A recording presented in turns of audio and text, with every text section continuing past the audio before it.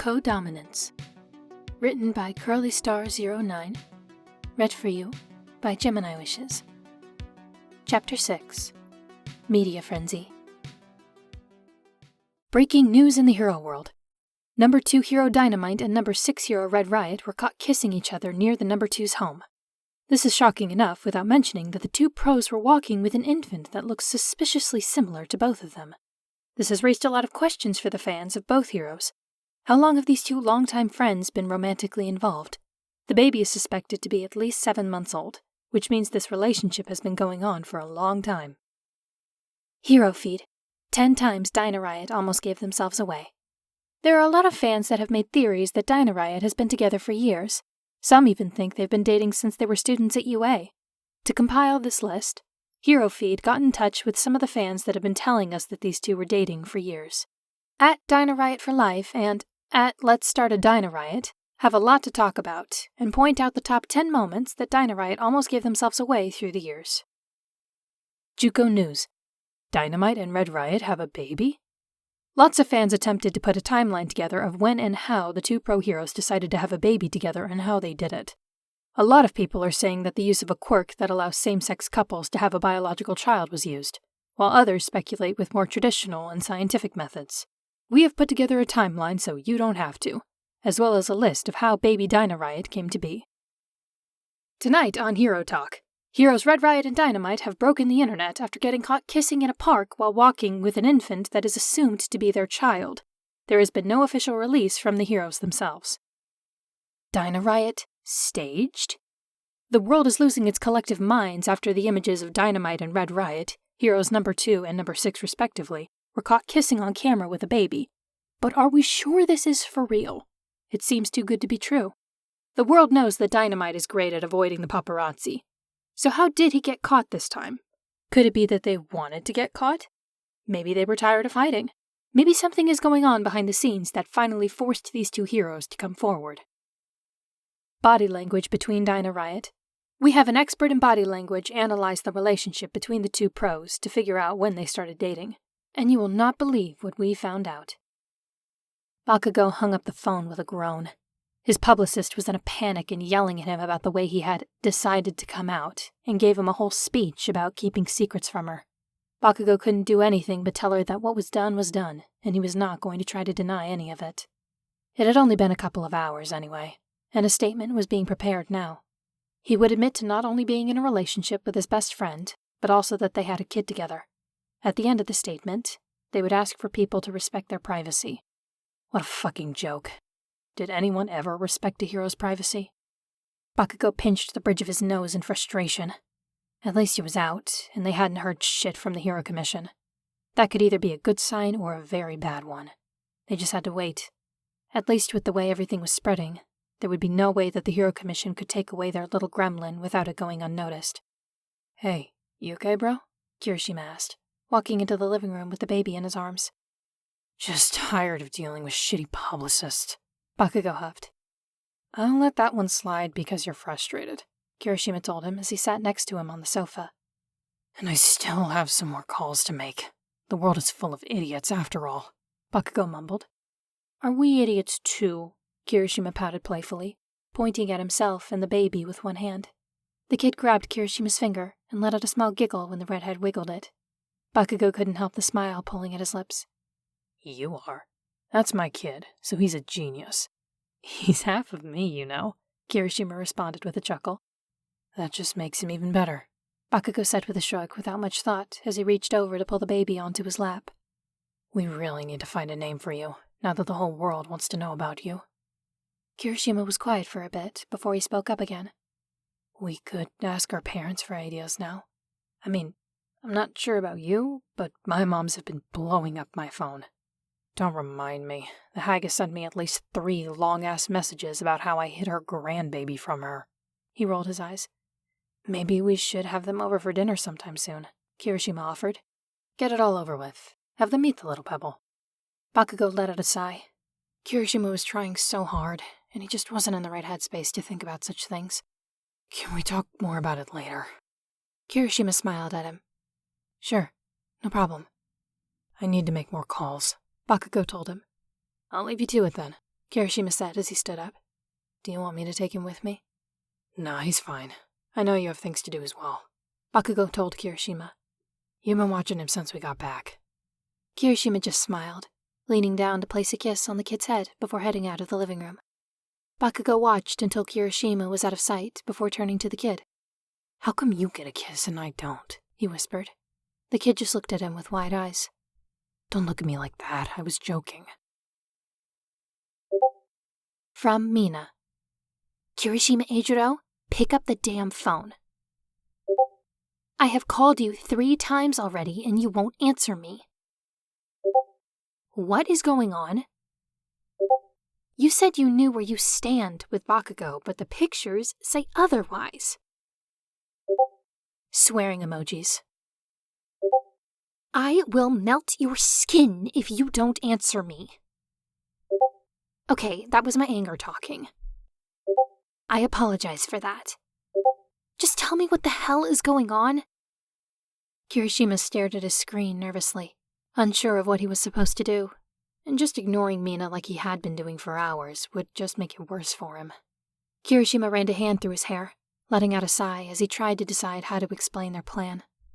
Bakugo and he had discussed it that way, and he had no regret about what they had done. He absent-mindedly touched his lips, the memory of the kiss still fresh. He had been thinking about it since, keeping some distance from Bakugo to keep himself from staring at the blonde's lips. He wanted to do it again, and that terrified him. They were only doing it for the kid, and he had to get a hold of himself. His phone started ringing in his hand, startling him back to reality. A picture of his mom's lit up his screen. Honestly, he should have expected this. Hi, Mom, Kirishima answered nervously. Eijiro, honey, can you explain to me why a neighbor was the one to inform me that I'm a grandmother? His ma's voice asked. I can explain, Kirishima started. He better explain, another voice, his mom, said in the background. Also, how long has he been dating Bakugo? Ask him how many more secrets he has. Your mom is upset about all this, his ma informed him. I suggest you start talking. Why don't you both come over for dinner? You can meet your grandson and we can explain everything, Kirishima practically pleaded. We will be over there for lunch tomorrow, she corrected, before letting out a sigh. Don't you trust us, Eijiro? Why would you keep something so big from us? Her voice sounded so sad. Kirishima's stomach twisted with guilt. I do trust you. It's just more complicated than it seems. I'll explain tomorrow. All right. We'll see you tomorrow, his ma told him. You need to send us pictures of our grandkid if you want to soften us up, his mom yelled into the phone. I'll send them over right now, he said with a small smile. Quick question. Are you still at your apartment? His mom asked. I'll send you the address, Kirishima told them. This is going to be a long talk, his ma said with a sigh. Kirishima walked into the living room, ready to tell Bakugo about his mom's visit. Maybe they could invite Bakugo's parents as well? Get both of their parents on the same page at once. That way they could have only one awkward conversation instead of 2. He stopped short at the setup he found when he walked in, a smile pulling at his lips. Bakugo was sitting with his back towards Kirishima on the floor, with the baby on top of a blanket he had laid out, the sensory block set that they had bought for him around them as Bakugo talked to the baby. Okay, so this is the number 2, Bakugo explained as he held up a block to the baby. It also has a giraffe on it for some reason, but we aren't focusing on that right now, he explained as he placed it next to the block with a 1 on it. The baby reached out, picking up the block to shake it as he babbled a bit at Bakugo. Yeah, that's 2. Now, let's find the number 3, okay? Bakugo told him as he started shuffling through the remaining blocks. Kirishima smiled as he saw Bakugo going through the same process with the next block. He pulled out his phone quietly, making sure to film some part of the sweet moment before Bakugo noticed. The baby listened as Bakugo explained another block, eyes focused on what the blonde was saying. Oh, look, this one has a mouse, Bakugo said as he turned the block in his hand before passing it over to the kid. The baby wasted no time, letting out a delighted squeal before placing it in his mouth. I don't think that's a good idea, Gremlin, Bakugo said as he reached out to pull the block away from his mouth. Yeah, that's for sure not a good idea, Kirishima chimed in. Bakugo turned around to look at him. Oh, hey, so did your publicist get in contact with... Are you filming me? Bakugo glared. It was such a sweet, manly moment, Kirishima explained, as he stopped the recording and put his phone away, going to sit on the floor with Bakugo and the baby. Bakugo just rolled his eyes, but Kirishima could see the way that the corner of his mouth lifted slightly. The official statement should come out any minute, Bakugo said, his eyes on the kid who was holding up a block toward Kirishima. Kirishima took the block with a smile before answering. I know. My publicist said they got with yours. They also said something about doing an interview sooner rather than later, but to just stay low for now. Bakugo let out a sharp breath. I hate interviews. I know, Kirishima told him. Bakugo had a bad track record when it came to interviews ever since UA. He had improved with time, but he still had a short temper when it came to getting asked questions he found unimportant or intrusive. It's going to be a lot. They suggested we take him to the interview. Bakugo's face turned into a scowl at that. What the... Kirishima placed a hand on Bakugo's arm to calm him.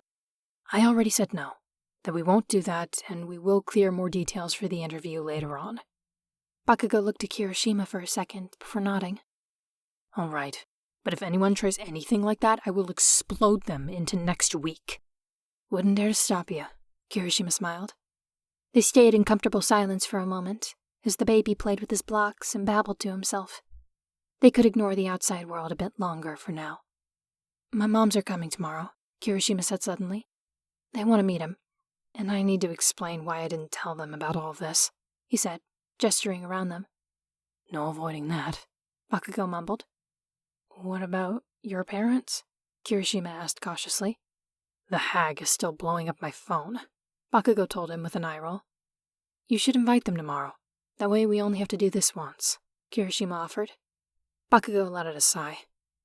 I guess you have a point, Red. What do you want, Deku? Bakugo answered the phone, his voice full of annoyance. Gachan, what is going on? Are you and Kirishima really...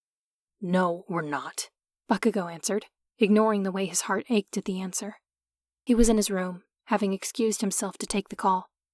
We did it for the kid. This way he doesn't have to be a secret. Make sure the world knows he's staying with us. Deku was quiet on the other side of the line for a few beats.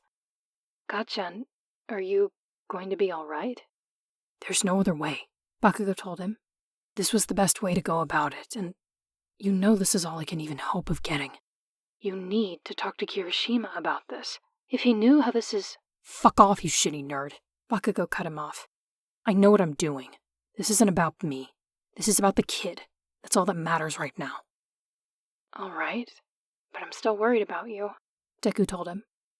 I was actually not calling about that. I was able to look into the data they collected a bit more. There are a lot of notes on the kid's behavior and development I've been looking through. They did a lot to try and make sure he was what they refer to as a perfect soldier. Deku winced over the line. What does that mean? Bakugo asked, his hand in a fist. They were trying to make him empty. They were going to try to punish him for showing emotions. They were just waiting for him to get older. Any clue to where they could be now? Bakugo asked, anger rising, ready to spill over. Not quite yet, Deku lamented. I have a lot more to go through. Send me some of it, Bakugo told him. I will find these bastards if it's the last thing I do. Chapter 7. Late Night Tea. Bakugo didn't sleep much that night. Kirishima had taken the baby to sleep in his room, and after exchanging goodnights, Bakugo had made his way to his room. He used to have an office in the room they were turning into a nursery. Now he had his desk in one of the corners of his bedroom. It wasn't bad, and he honestly didn't mind. A small sacrifice made to make room for Kirishima and the kid. Bakugo sat at his desk, going through the notes that Deku had sent him. Scans and files that had been recovered, as the HC worked on finding even more. Everything was written in codes, most of it still encrypted, which meant he had to do it himself. It sucked, but at least he knew it was being done right. As far as he could see, Deku had sent him the reports on the process the villains had gone through to combine the DNAs of different heroes. It was a lot of science mumble that had little or no information for him to figure out where the villains could have run off to. He let out a sigh as he ran a hand through his hair with his eyes squeezed shut. Staring at the computer screen for so long was not helping the situation. Most of the information was only adding to the already found conclusion that these people were fucking insane. All to try to have the perfect villain or whatever the fuck they wanted out of this bullshit. Bakugo turned to look at the clock by his bedside table, announcing that it was close to 1 a.m., and he still had more than half of the files to get through. He cursed under his breath. He may as well continue. His parents, along with Kirishima's own, would be arriving around noon, and then their whole day would probably be shot. So, Bakugo stretched his back for a bit before getting back to work, decrypting the information as he tried to uncover something, anything, that could help them capture the bastards that had been trying to turn his kid into a weapon. He was able to decrypt a good amount of files when he heard his door open behind him. He turned around to see Kirishima at the door, wearing a pair of basketball shorts he used for sleeping and a battered old shirt, the baby in his arms as he fed him a bottle. "What are you doing up?" he asked with a yawn as he walked into the room. "Fuck, what time is it?" Bakugo asked as he turned towards him more fully. 4 a.m, Kirishima answered. Little Pebble woke me up. He needed a diaper change and a bottle, Kirishima explained. Have you gotten any sleep? No, I have a lot of shit to look over, Bakugo grumbled as he ran a hand through his hair. Bro, you look exhausted. You need some sleep, Kirishima said with a worried frown. I'll be fine. Bakugo waved him away. I'm trying to figure out where the bastards went. There are more of them out there, eh? And we will find them, Kirishima told him. But it's not going to be helpful if you're half dead when that day comes. Bakugo snorted without humor. I can handle one all-nighter. Kirishima looked at him for a second before letting out an annoyed sigh. The kid was done with his bottle, his eyes half closed as he fell back asleep. Kirishima held out the bottle to Bakugo. Hold this for me real quick. Bakugo raised an eyebrow, but took the bottle.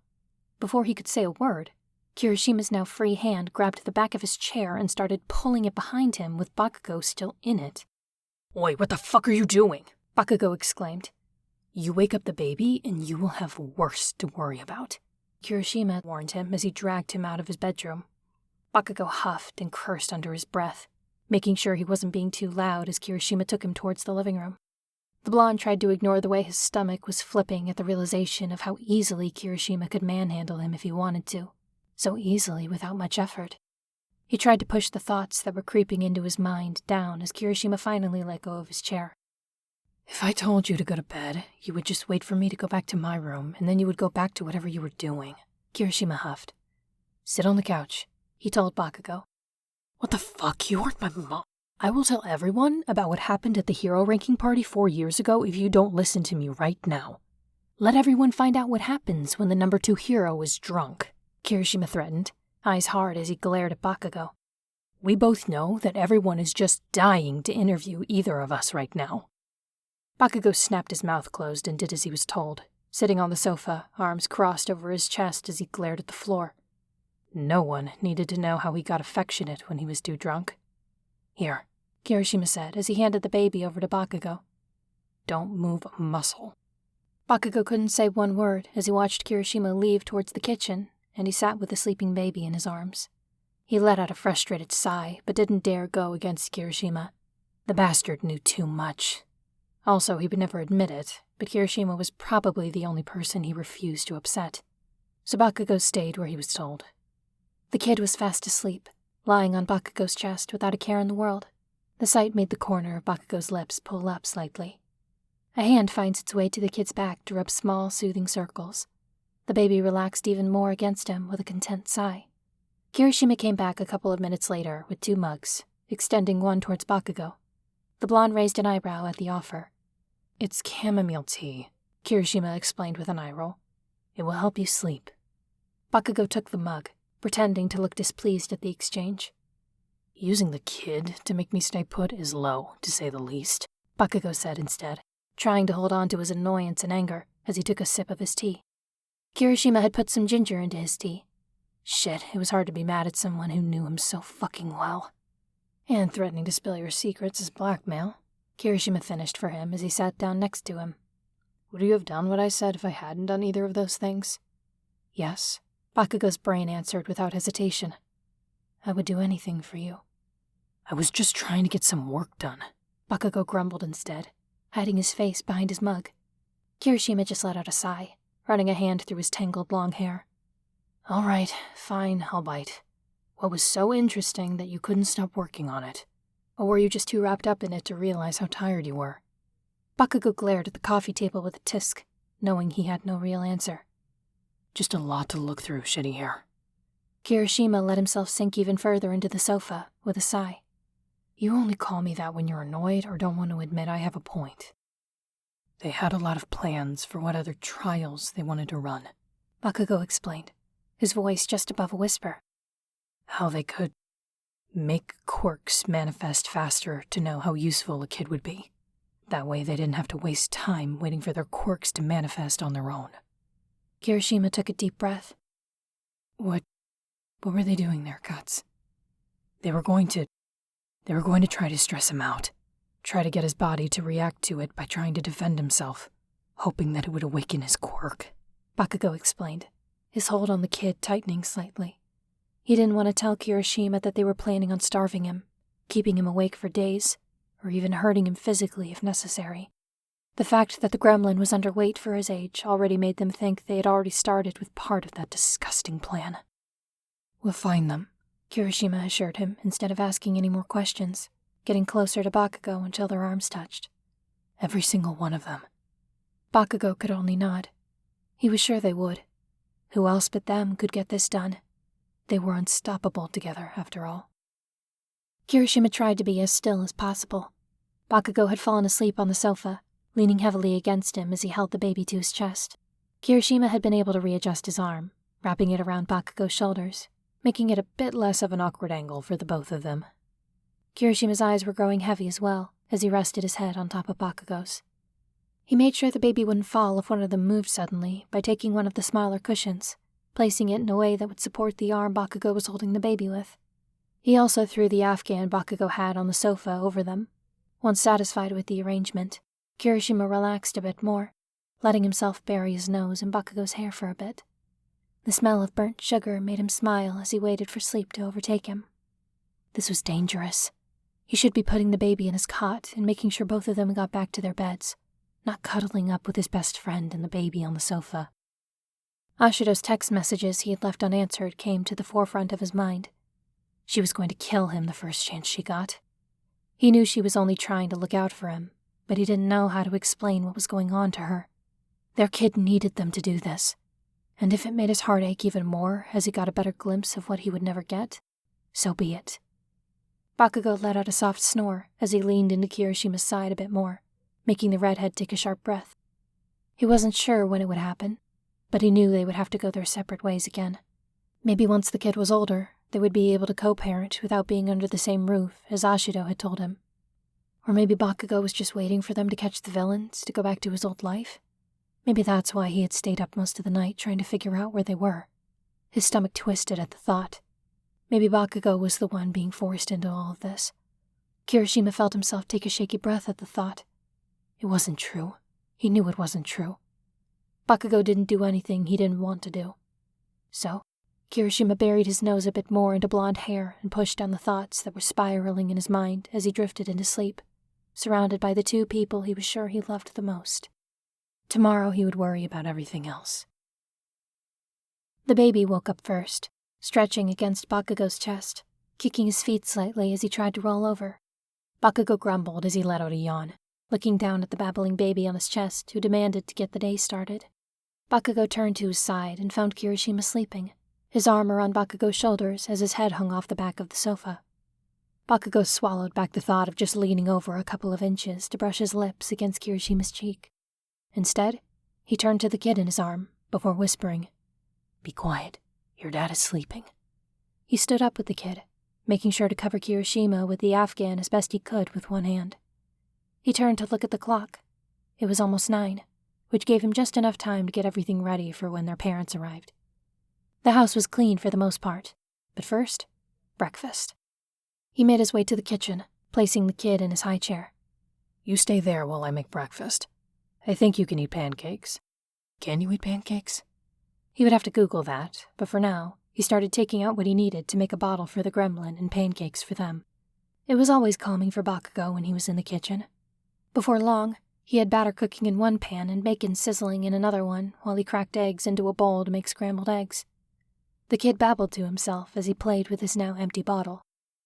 "It smells good, Cats," Kirishima said as he walked into the kitchen, rubbing the sleep out of his eyes. Bakugo just hummed in reply, trying to focus on what he was doing. Meanwhile, the kid let out a shriek at seeing Kirishima. "Good morning to you too, Pebble," Kirishima told the kid with a bright smile before turning to Bakugo once more. "Do you need some help?" "Not really. Just make sure the place looks decent. If not, I'll never hear the fucking end of it from my mom," Bakugo said with an eye roll as he continued cooking. "You got it," Kirishima replied. "Also, kid's awake, so language. You know he's going to learn those words sooner or later," Bakugo replied with a groan. "Probably sooner with you around," Kirishima smirked before dodging out of the kitchen to do as he was told. A couple of hours later, Kirishima and Bakugo were in the kitchen setting everything up for lunch. The baby was in his playpen in the living room, in a spot where they could easily see him. Bakugo had put on one of the CDs Jiro had given them, so the house didn't feel so quiet as they rushed around. "So, we are telling our parents the whole truth?" Kirishima asked nervously. "It seems like the right thing to do. How else are we going to explain that we kept a baby hidden from them for, 9 months of his life? I don't know about you, but I don't want to be fucking murdered," Bakugo told him as he finished setting up the table. "Fair enough." Kirishima scratched the back of his neck nervously. "My moms wouldn't be happy if they thought I had kept a whole relationship secret and had a child without saying anything. And those are your moms. Now think of what the hag would do." "Also easier to explain why he doesn't have a name yet," Kirishima pointed out. "No matter what the hag says, we are not letting her name the gremlin," Bakugo warned him with a glare. Kirishima laughed. "All right, I promise." They finished getting everything ready, just before the doorbell rang. Bakugo and Kirishima turned to look at each other, the same look they always shared before stepping into a fight, crossing between them. Bakugo nodded, and Kirishima bumped his fists together as a way to encourage them. "Let's do this," Bakugo whispered. Kirishima went to pick up the baby, and Bakugo waited for him. Somehow they both knew they had to open that door together. All three of them. The kid turned in Kirishima's arms and gave Bakugo a huge smile. Bakugo couldn't help but smile back. "Come on. Can't keep them waiting." They walked to the door, Kirishima letting out a slow breath as Bakugo reached for the doorknob. Two pro-heroes feeling terrified, and it wasn't even over some villain. It was over a simple visit from their parents. Bakugo opened the door, expecting to see either pair of their parents, but instead finding all four of them there, staring right at them. All eyes were pulled towards the baby as if he was a magnet.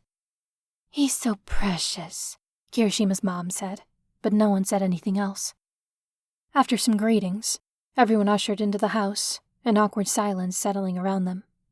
Their parents sat on the sofa while Bakugo and Kirishima stood in front of them with the baby as they tried to find the words to explain what was going on in their lives. "Okay, spit it out, brat. How long have you two been keeping this a secret?"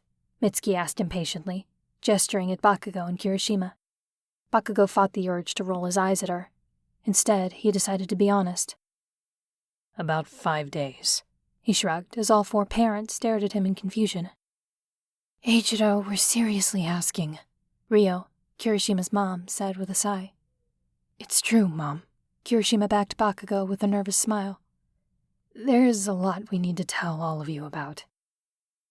Maybe a cover story would have been a better idea than the truth. It took a while to get through the whole story. How they had found the kid, and how they figured out that they were technically the parents.